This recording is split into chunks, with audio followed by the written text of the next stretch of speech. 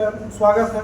कोई भी आकर के संस्था में सहयोग दे सकता है, सहयोग ले सकता है, उसमें क्या दिक्कत है। चाहे वो राजनीति का किसी भी दल से हो, किसी भी क्षेत्र से हो, कोई दिक्कत नहीं है। 26 के जुलाई माह के दूसरे सप्ताह में फिर आप दोबारा 5 जोड़ी का सामूहिक विवाह करा रहे हैं। वर वधू को आशीर्वाद के रूप में सबसे पहले क्या कहना चाहेंगे?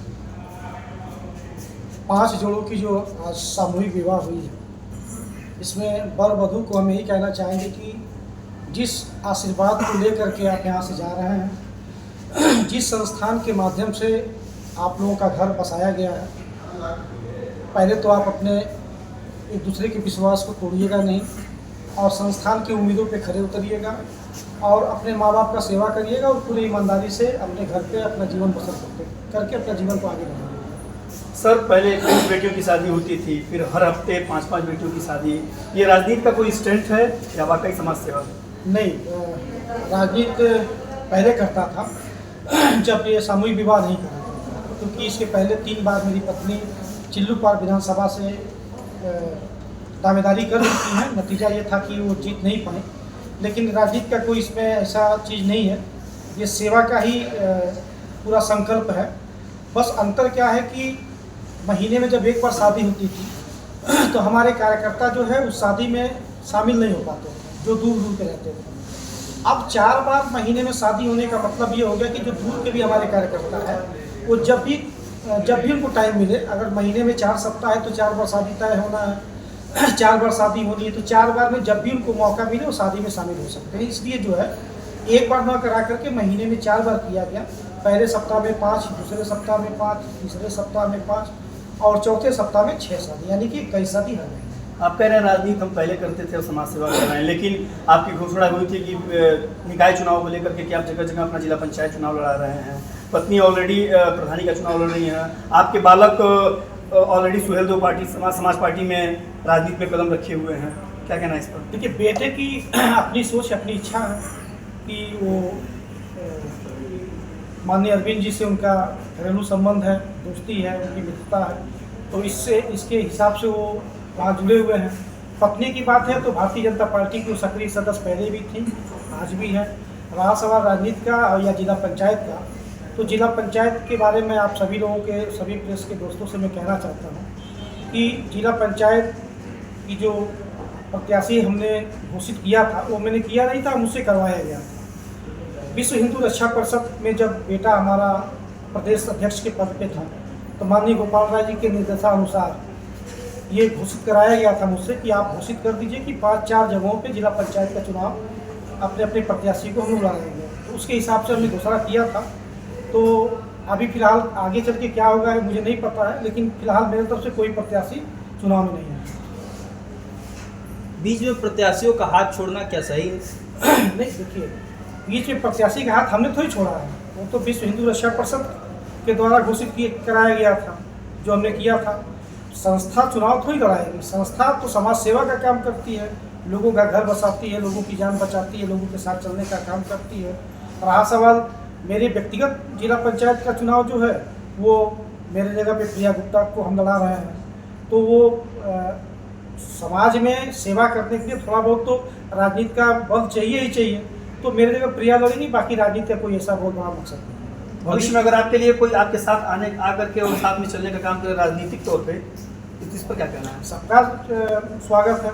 कोई भी आकर के संस्था में सहयोग दे सकता है, सहयोग ले सकता है, उसमें क्या दिक्कत है। चाहे वो राजनीति का किसी भी दल से हो, किसी भी क्षेत्र से हो, कोई दिक्कत नहीं है। सर, क्षेत्र में तमाम समाज सेवी हैं, उनसे क्या अपील करना चाहेंगे?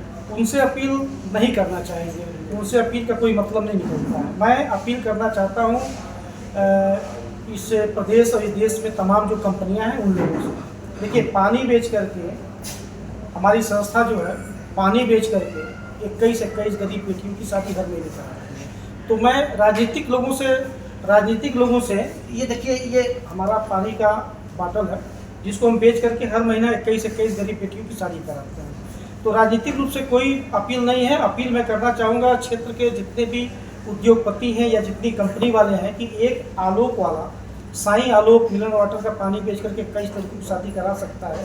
तो क्षेत्र में बहुत सारी कंपनियां हैं, 20 30 50 ऐसी कंपनियां हैं जो क्षेत्र में अपना पानी या तमाम प्रोडक्ट को बेचने का काम करते हैं। तो तमाम कंपनी के लोगों से मैं अपील करना चाहूँगा कि पैसा जनता से आप कमा रहे हैं तो जनता के बारे में सोचिए और जनता के सुख दुख में चलने का काम करें। बेटी का बाप होना बहुत ही किस्मत वालों की बात होती है, लेकिन जिस दिन बेटी घर में पैदा हो जाती है उसी दिन बाप के कंधों के ऊपर जिम्मेदारियों का भारी बोझ दिखाई देता है। जिस प्रकार से आज देखने को मिल रहा है कि आप गोरखपुर के दक्षिणांचल में निर्धन कन्याओं की शादी सामूहिक रूप से करा रहे हैं। आपने अपने संबोधन में ये भी कहा कि कई सारे गांव में अपने वाहन को हम दिए हैं और देर रात अगर इमरजेंसी सेवाएं आती हैं तो आप निःशुल्क करते हैं। क्या ये ज़मीनी हकीकत भी है या फिर नहीं? ऐसा है कि बेटियां बाप के ऊपर बोझ, ये मेरा मानना नहीं है। मैं तो ये मानता हूँ कि भगवान ने मुझे 2-4 बेटियां और क्यों नहीं दिया।